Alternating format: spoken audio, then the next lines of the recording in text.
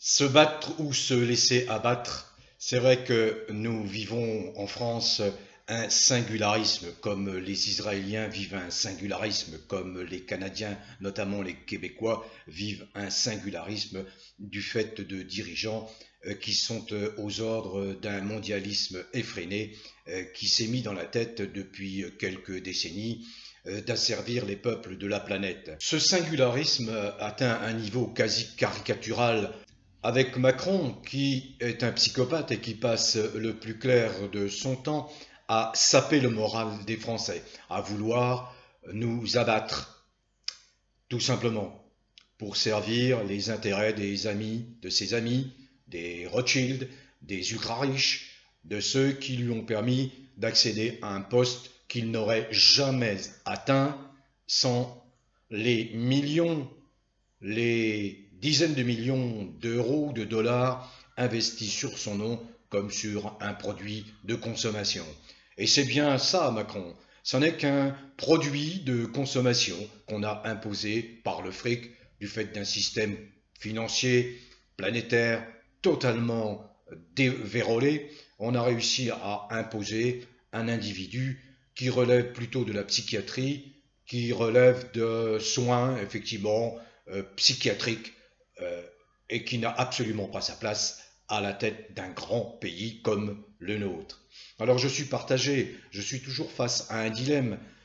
J'ai été un des premiers, je n'en tire aucune gloire ni aucun avantage, mais c'est mon expérience qui a pu apprécier ce danger. Mais dès l'origine de cette fameuse fausse épidémie, fausse pandémie, ça j'ose prononcer ces mots-là et qualifier effectivement ces situations, parce que soit vous êtes dans le vrai, dans le réel, soit vous êtes dans la supercherie, dans le mensonge. Donc dès février-mars 2020, j'avais donné des indications mettant en garde. J'avais aussi des informations qui m'avaient été communiquées de façon anonyme, euh, contestant toutes les affirmations gouvernementales.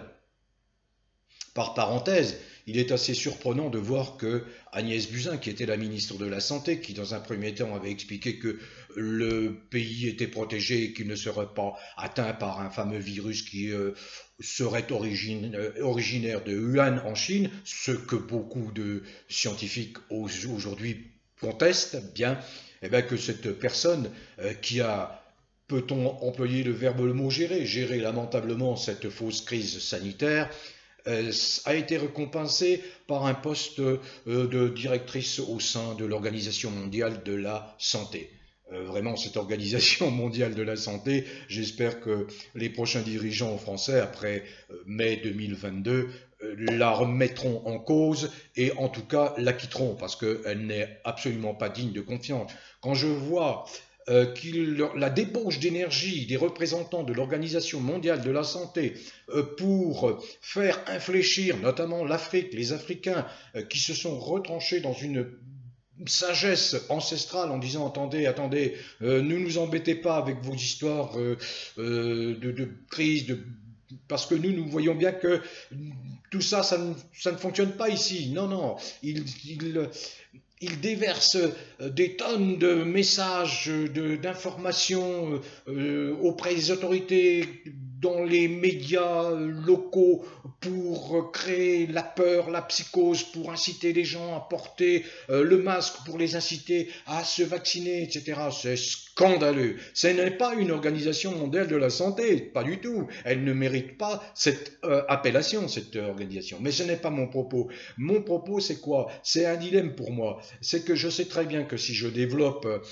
les informations et les analyses à propos de cette fameuse crise sanitaire qui n'en est pas une, hein, eh bien je risque immédiatement la censure. Alors je vous dis simplement une chose que je vous répète depuis un mois et demi. Les choses bougent, ça bouge beaucoup, beaucoup, beaucoup. La vérité émerge, elle émerge. Des actions judiciaires extrêmement lourdes sont engagées contre les dirigeants français, contre les complices des organisations en France, le Conseil de l'ordre des médecins, les conseils scientifiques, etc., qui croule sous les conflits d'intérêts, dont les membres croulent sous les conflits d'intérêts, et qui cautionne cette énorme escroquerie.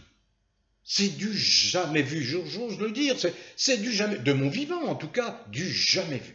Du jamais vu. Or, on sait que tout ça a été planifié, programmé. Il y a les preuves. Il y a désormais les preuves qui sont là.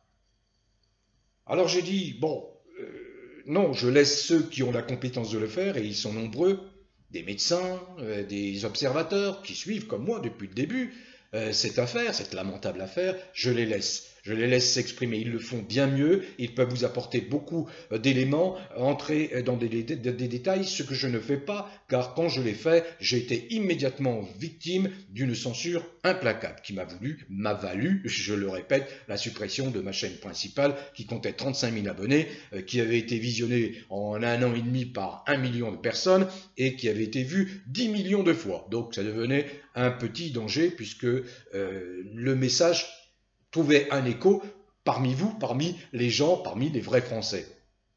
Donc je les laisse, mais je peux vous confirmer que ça bouge et tout ça va éclater dans les mois à venir. Donc ce n'est pas parce que Macron veut saper le moral en permanence.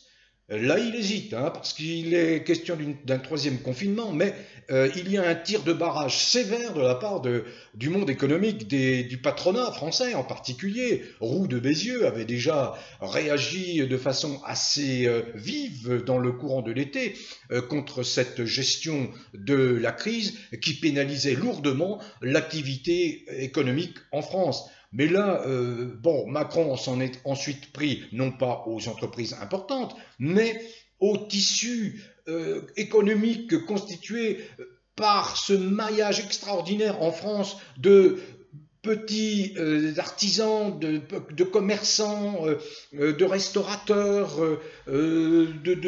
de gens qui ont des activités comme les salles de gym, comme voilà, beaucoup de gens, c'est ce qui fait l'animation, c'est ce qui fait le délice français, c'est qu'il y a une telle variété, une telle richesse d'activités avec des petites entreprises, des petites entités. Donc Macron, ne pouvant pas s'en prendre aux grandes entreprises, eh bien, il s'est jeté contre tout ce maillage français qui fait sa spécificité également. N'empêche que la situation est extrêmement tendue, que la période là est explosive. Il y a des manifestations majeures qui se présentent, celle du 30 janvier, normalement, ça devrait beaucoup bouger le 30 janvier, ce samedi 30 janvier. Il y a une grève générale nationale annoncée pour les 4, 5 et 6 février. Il y a ici ou là des grèves qui perdurent, comme par exemple la grève de la raffinerie de Grand Puy, où là le personnel est en grève depuis 4 semaines. Il y a 700 suppressions d'emplois, mais partout ça bouge. Il y a des révoltes de restaurateurs qui refusent d'obéir aux ordres insensés, criminels, donnés par Macron. Encore une fois, je vous explique. Parce que certains me disent, mais vous faites une fixation sur Macron. Non, je ne fais pas une fixation sur Macron. Je suis simplement lucide et je revendique ma lucidité. C'est un système pyramidal en France. Nous avons un système pyramidal. Tout part d'en haut. Et vous avez des exécutants. Soit vous avez des exécutants qui sont des citoyens qui respectent nos lois fondamentales, que sont la Constitution et d'autres textes internationaux auxquels nous avons adhéré en France, soit ils ne les respectent pas. C'est les hauts fonctionnaires, c'est la préfectorale, c'est les procureurs. Donc, en France, ils sont dans la soumission la plus complète à un psychopathe. Donc, ils obéissent à un psychopathe. Aucun ne va remettre en cause l'ordre alors qu'il est illégal. D'accord? Et Macron exerce le pouvoir, un pouvoir totalitaire en solitaire. Il n'écoute même pas ses conseillers. Il y a quand même quelquefois dans son entourage des conseillers qui auront pu avoir une parole plus bienveillante, plus sage à l'égard du peuple. Non, il est le peuple, Macron. Donc tout part de Macron. Donc il est inutile de mettre en cause un tel qui se trouve dans tel département, telle préfecture, telle région. Ça ne sert rigoureusement à rien. Le seul qui décide, c'est Macron. Quand quand il a lancé ses chiens fous, il a transformé la police nationale en milice macronienne, et qu'il a lancé ses chiens fous de la PAC, de la BAC, de la Brave, etc., et certains CRS complètement azimutés contre les gilets jaunes, eh bien c'était lui qui donnait les ordres. Et les exécuteurs, c'était Castaner, et ensuite son successeur Darmanin, par l'intermédiaire d'un monsieur au profil extrêmement contestable qui s'appelle le préfet allemand, qui lui sera un des premiers à devoir rendre des comptes devant la justice le plus légalement du monde, à partir de nouvelles lois qui seront votées pour punir, oui, tous ces gens qui ont fait tant de mal à des millions de Français, et que ce soit des jeunes jusqu'à des personnes âgées. Bon, je ne vais pas m'étendre là-dessus. Donc, bon, simplement pour vous dire que l'arnaque est démasquée, qu'il y a une foule d'informations qui remontent, qu'il y a une foule d'actions judiciaires qui est entreprise pour démasquer cette histoire qui n'aurait jamais dû éclater, mais encore une fois, c'est un plan machiavélique qui a été ourdi par des mondialistes auxquels Macron appartient pour asservir les peuples. Alors, il y a des pays où ça bouge plus que d'autres, par exemple aux Pays-Bas, où les jours derniers ont vu des émeutes violentes aux Pays-Bas, dans les principales villes, Amsterdam, Rotterdam, etc., Eindhoven, des révoltes, effectivement, des révoltes tout à fait légitimes, humaines, compréhensibles, parce qu'on nous prend vraiment pour quoi? Pour des zombies, quoi. Hein, c'est ça le problème. Et je crois qu'aux Pays-Bas, ben, ça a provoqué la chute du gouvernement. La même chose en Italie, où ça boue, hein, le couvercle de la marmite de toute façon, va sauter. Donc, vous voyez que ça bouge partout, quoi. Hein.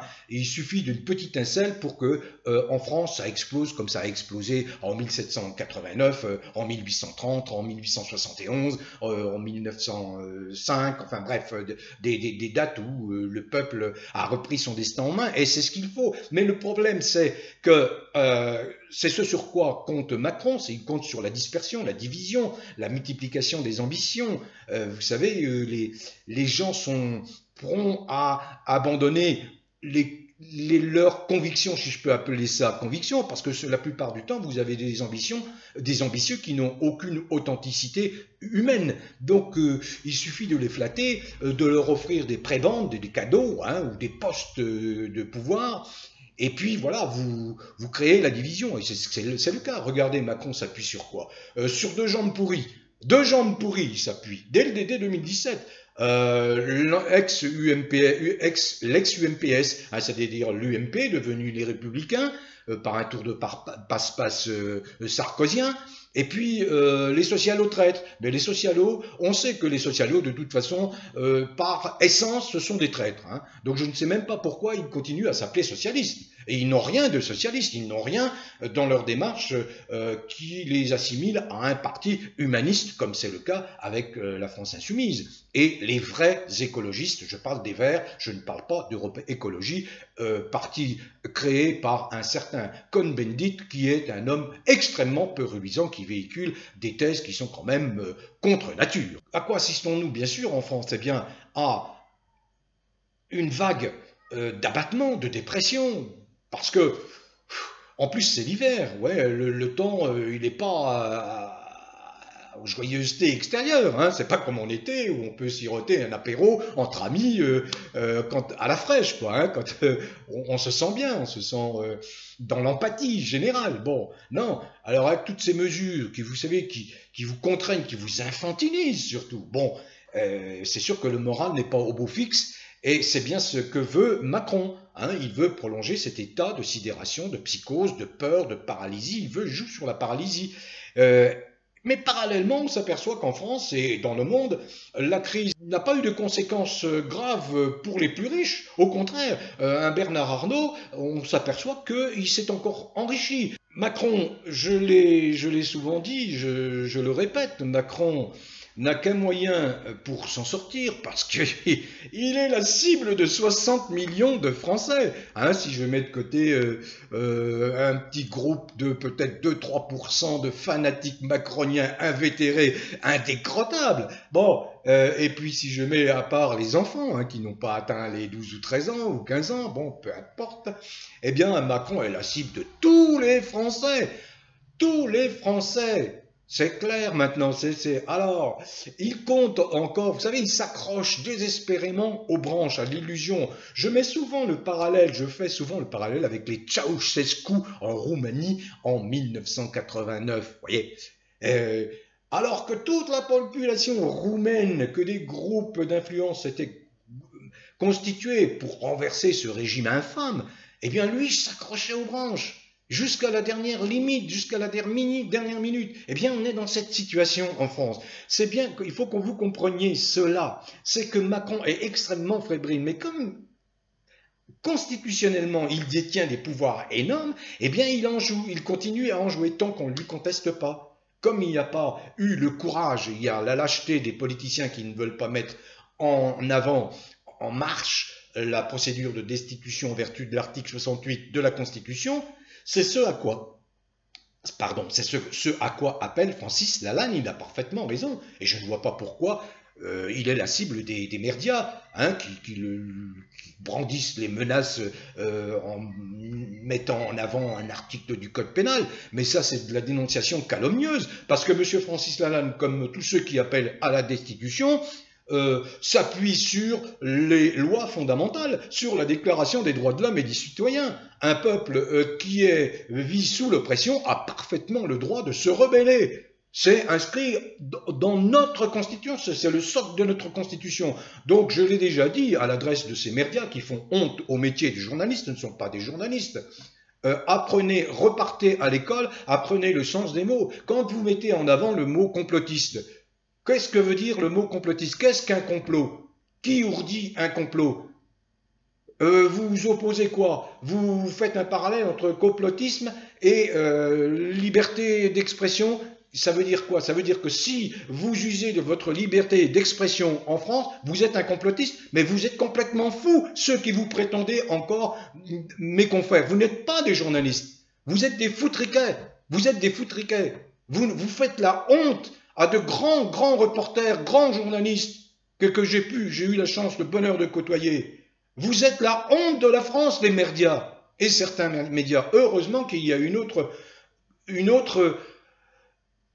pression médiatique honorable qui fait pression, qui monte et qui pousse et qui prendra sa place immanquablement. Macron, je le dis, dispose des pouvoirs, il dispose surtout d'un pouvoir, c'est d'utiliser l'argent des contribuables pour d'ores et déjà organiser sa campagne électorale. Et on apprend qu'il a grossi les budgets, il utilise de façon honteuse des budgets qui n'étaient pas prévus à l'origine dans les budgets de fonctionnement de l'Élysée pour une fois commander des sondages. Il fait ce que Sarkozy a fait, c'est-à-dire qu'il a tellement la trouille, la frousse, il fait tellement dans son froc qu'il est tous les matins axé sur les résultats des sondages que lui procurent ces lâches instituts à ses ordres. Et ces lâches instituts à ses ordres, eh bien le flattent, voyez, lui masque la vérité. Mais non, monsieur Macron, vous êtes assuré de l'emporter. De toute façon, nous mettons en avant, comme nous l'avons fait en 2016-2017, nous mettons en avant l'épouvantail Rassemblement National, l'épouvantail Marine Le Pen. Parce qu'on sait que de toute façon, il y aura cette gauche les bobos, qui n'ont rien à voir avec l'humanisme, ces bobos qui vivent dans leur microcosme, s'imaginant supérieurs aux autres. Non, ça ne vaut rien. Donc ces gens-là conforteront toujours un vote qu'ils appellent républicain. Qu'est-ce qu'un vote républicain pour choisir entre la peste et le choléra? Je l'ai déjà répété, moi, à plusieurs reprises. En 2002, je me souviens très bien, lorsque Jean-Marie Le Pen arrive au second tour, on nous dit « appel général au vote républicain ». Je suis resté chez moi, pas de vote ni pour la peste ni pour le choléra. Je sais pas que j'avais pas de sentiments comme ça, d'hostilité à l'égard de Chirac. C'est pas ça. Mais ce que je veux dire, c'est que on nous prenait pour des billes, quoi. On nous prenait pour des imbéciles, quoi. Pas de vote. Et alors, à plus forte raison, en 2017, il n'allait pas question d'aller voter ni pour la peste, ni vraiment là pour le choléra Macron. Pas du tout. Pas du tout, on reste chez soi. Les dés sont pipés dans ces cas-là. C'est pas la peine d'aller voter, ça ne sert rigoureusement à rien. Le vote républicain, c'est un leurre, c'est une couillonnade. C'est une couillonnade. Qui vous appelle à voter pour un vote républicain pour éliminer soi-disant quelqu'un qui est un danger pour la France, alors que l'autre n'est encore plus dangereux pour la France? Je veux bien dire, je précise bien, hein. D'un danger, il faut choisir le moindre. Non, non, non, non. On élimine tous les dangers qui se présentent. Il y avait un danger Le Pen, il y avait un extrême danger de l'ultra-droite fasciste macronienne. Et là, vote républicain. Vote républicain, vous appelez ça? Non, c'est un suicide républicain. Donc je ne m'appesantis pas sur cet aspect-là, mais voilà, il veut s'assurer sa réélection et il dépense notre fric sans nous avertir, hein. C'est-à-dire qu'il n'a pas à dépenser ces dizaines, ces vingtaines, peut-être centaines de millions pour commander des sondages, pour s'assurer qu'il est bien placé pour l'emporter à la présidentielle de 2022. Par parenthèse, je reviens un peu sur la fameuse crise qui n'en est pas une, hein, pour vous dire que tiens, l'Institut Pasteur a renoncé à produire son vaccin. Bon, je vous renvoie à d'autres intervenants, à d'autres observateurs, et vous allez avoir la réponse. Pourquoi? Parce que l'Institut Pasteur est en position délicate, en mauvaise position, hein. Il est sous le coup de plaintes. De plaintes, oui, de plaintes. Allez voir ailleurs, je ne veux pas risquer la censure, hein. Je veux que ma voix continue à être près de vous jusqu'à l'élection présidentielle de 2022. Toujours est-il que, juste un dernier mot sur cette fameuse crise, c'est que cette campagne de vaccination est une cata, une vraie cata. Bon, j'entre pas dans les détails, c'est une cata.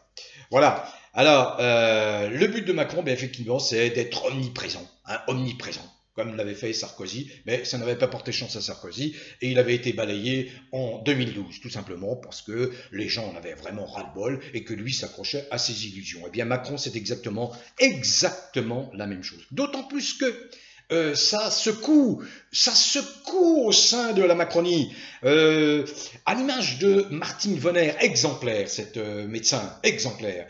C'est une ex-députée LRM, c'est une ex-députée de la République en marche arrière, pour moi, qui avait cru de bonne foi, hein, au chemin tracé par Macron, qui voulait mettre un terme au ancien système, alors qu'il était vraiment bien ancré dans ce système-là. Bien, eh bien, elle avait cru au chemin tracé par Macron, mais elle s'était rapidement rendue compte de la tromperie, de la supercherie et de sa propre méprise. Bon, et Martine Vonner est aujourd'hui une opposante à l'Assemblée nationale, très ferme à la Macronie. Martine Vonner, dont j'ai relevé les propos il y a quelques jours, hein, qui a traité les dirigeants macroniens et les a qualifiés de psychopathes. Elle a dit ceci: c'est un gouvernement de psychopathes. C'est un gouvernement de psychopathes. Voyez, la lucidité, il n'y a pas que des Verdi qui, dès le départ, depuis 2 ans, 3 ans même, parlent d'un psychopathe. Maintenant, on reprend. J'ai toujours dit, si vous voulez avoir la lucidité sur une situation, qualifiez la situation avec les mots qui conviennent. Voilà. Si vous avez un psychopathe en face de vous et que vous le traitez d'être humain, normal, équilibré, alors vous ne décrivez pas la situation telle qu'elle est et vous vous promettez de gros problèmes, de grosses désillusions. C'est ce qui s'est passé en France. Mais il faut bien comprendre que, encore une fois, ces chiffres, il faut que vous les ayez. Quand en 2017, Macron a 420 000 militants, il n'en a plus aujourd'hui que 15 000. Hein, quand il avait 314 députés en 2017, il n'en a plus que moins 260, 270. On ne sait pas, ça bouge tout le temps, hein, ça bouge toujours. Bon, donc Macron, je le confirme pour que vous gardiez le moral, parce qu'il ne faut pas vous démoraliser. Hein. Le combat est toujours trop long, toujours trop pénibles à supporter. Je pense par exemple à Churchill, quand il a été nommé Premier ministre en 1940, il a tout de suite dit aux Britanniques, le combat va être rude, va être dur, il faut s'armer de patience. Donc là, il faut s'armer de patience, mais c'est pas pour plusieurs années maintenant, c'est quelques mois. Armez-vous de patience pour quelques mois. L'élection présidentielle, on y est dedans, donc on y est. Il faut simplement maintenant comprendre que le combat ne sera pas gagné dans la rue, mais politiquement. C'est ça. Je chuterai, je conclurai là-dessus. Il sera gagné politiquement. Parce que soit vous avez une armée, vous avez pu lever une armée comme l'avait fait Mao Tse-tung dans les années 20 en Chine pour combattre les nationalistes de Chiang Kai-shek. Et là, effectivement, vous pouvez vous battre à armes égales, mais ce n'est pas le cas en France. Vous n'avez pas une armée, personne n'appelle au soulèvement de l'armée, pas du tout. Ça, même pas Francis Lalanne. Il appelle à la prise de conscience des plus grands chefs de l'armée, à prise de conscience, qu'ils fassent attention à ce qui se passe pour protéger le peuple d'abord. Mais Macron est dans une souricière. Je vous le dis, il est dans une souricière. Il ne sait plus comment se défaire des complications qu'il a lui-même mis en place. Alors, je dirais une chose, et soyez-en totalement persuadés, convaincus, pénétrés, les macroniens sont faits comme des rats. Vous voyez, ce sont des fous, ils se sont sentis euphoriques à un moment donné. Vous voyez, les transhumanistes, les eugénistes, les déviants de toute nature. Allez, oh, ça y est, on a un des nôtres qui est au pouvoir. On va pouvoir tout faire. Vous avez vu un peu l'enchaînement de ces lois ignobles, infâmes contre les enfants, pour l'abaissement de l'âge de la majorité sexuelle, etc. Hein, j'en oublie. Bon, mais c'était pas mon propos. Mais les mêmes macroniens sont faits comme des rats. Pourquoi? Parce que, voyant cela, voyons l'effritement de la Macronie. Tous les autres partis qui avaient mordu la poussière se disent on pourrait peut-être se reconstituer et naissent des ambitions ici ou là. Vous voyez, j'en ai parlé dans la perspective de l'élection présidentielle de 2022. Vous prenez les Républicains, ils ont quoi, 3, 4, 5 candidats. Vous avez Bertrand, vous avez Pécresse, vous avez Philippe, j'en oublie, vous avez peut-être même Sarkozy, qui veut se présenter. J'en oublie. Vous avez chez les socialistes, pareil, vous avez des gens qui commencent à tortiller du cul, comme Anne Hidalgo. Voilà. Vous avez un ex-socialiste qui s'appelle Montebourg. Bon, je ne le classe pas tout à fait parmi les socialo-traîtres, mais bon, il y a Benoît Hamon qui manifeste aussi des velléités d'en découdre à nouveau. Bon, mais Macron, lui, il compte effectivement sur cette dispersion, sur cette division des Français, pour s'en sortir à nouveau. Sauf que Macron est tout sauf un homme intelligent et lucide. Parce qu'à un certain moment, il commet des erreurs graves sur le plan de la morale. Il s'imagine que les Français sont dépourvus de morale à son image. Voyez, sauf que c'est pas ça. Lorsque, dans le courant de l'été, il nomme un poste ministériel clé qui est le ministère de l'Intérieur, un monsieur qui s'appelle Darmanin, originaire de Tourcoing. Mais il nomme ce monsieur alors qu'il sait pertinemment que ce monsieur est sous le coup d'une accusation grave, très grave, accusation de viol. Voyez-vous? De viol.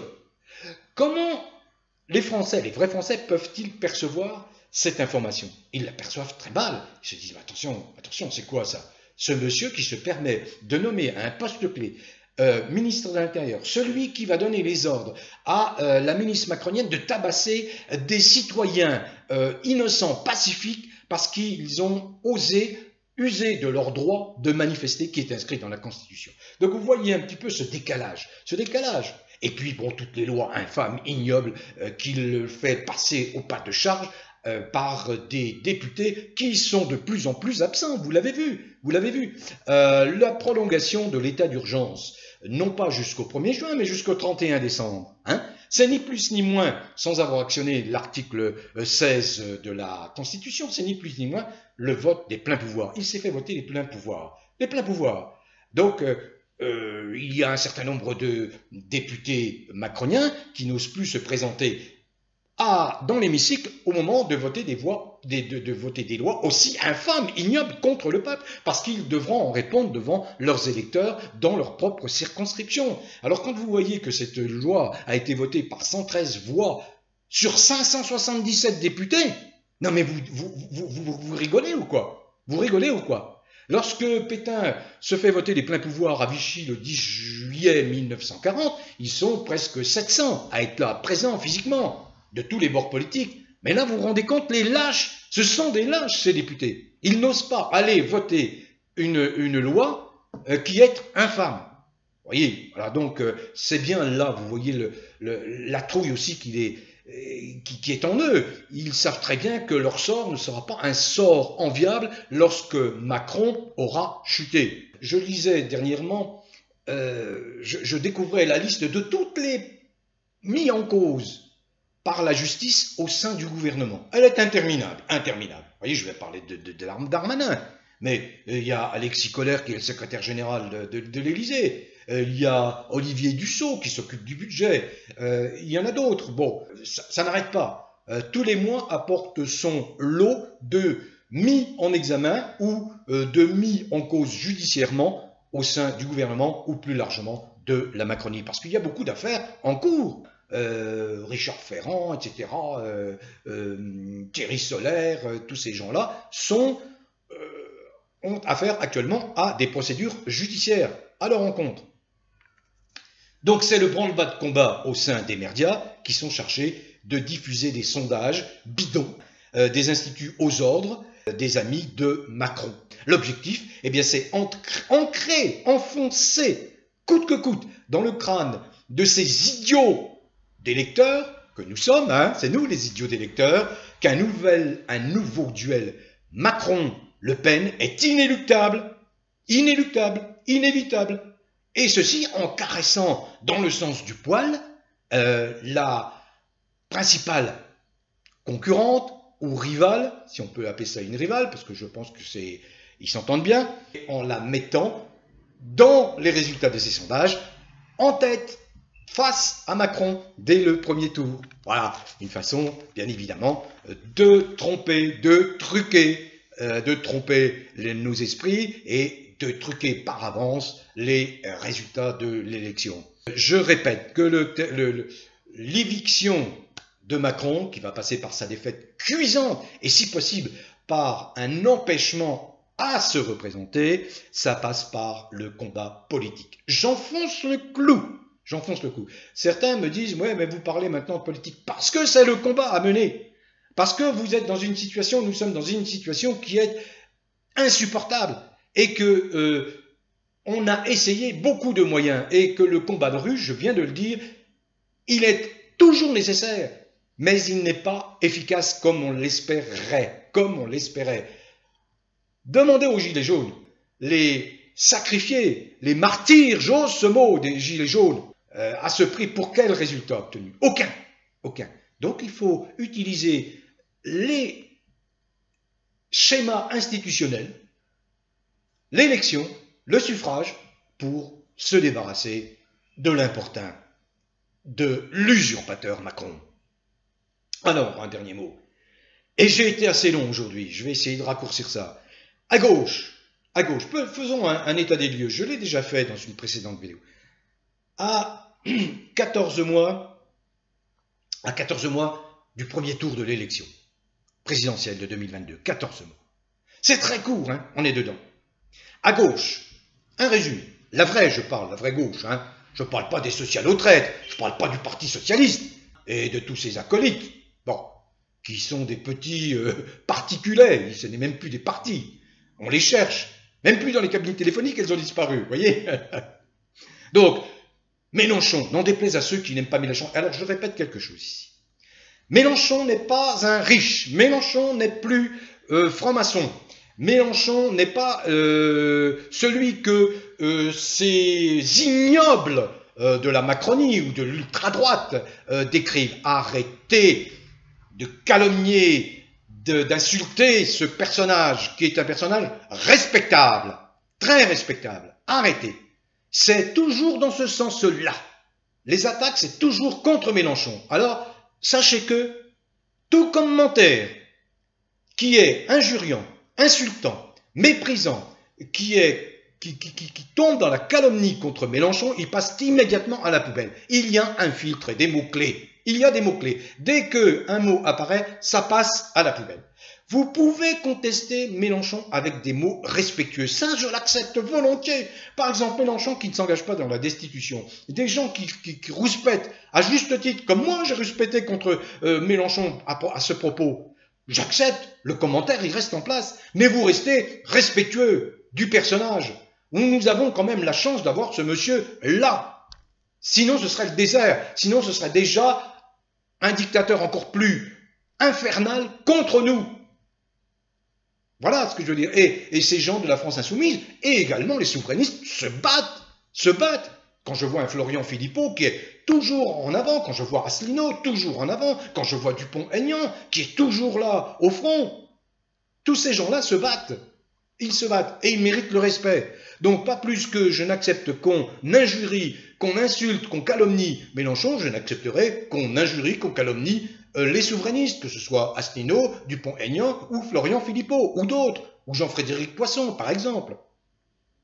Donc voilà, cette précision étant donnée, cette mise au point étant faite, j'explique que de toute façon, Mélenchon est calé par les instituts de sondage. Mélenchon, d'après mes informations, il est en gros à peu près positionné comme il l'était en 2017, c'est-à-dire qu'il est à 17-18%. Mais les instituts de sondage le minorent, bien sûr, le cassent, ils le calent à 11% pour laisser émerger tous ceux qui vont provoquer la dispersion de la gauche, provoquer la division pour empêcher l'union de la gauche qui est gage de victoire à l'arrivée. Donc, on le cale à 11% et on fait émerger des concurrents dits de gauche, qui ne sont pas de gauche, parce que quand je pense à Anne Hidalgo, maire de Paris, elle n'a rien de gauche, c'est une bobo, elle n'a rien de gauche. Donc on la met en avant. On met en avant Montebourg, mais on est un peu plus hésitant, parce que Montebourg est un frondeur. Bon, on met en avant Hamon, on met des bâtons dans les roues de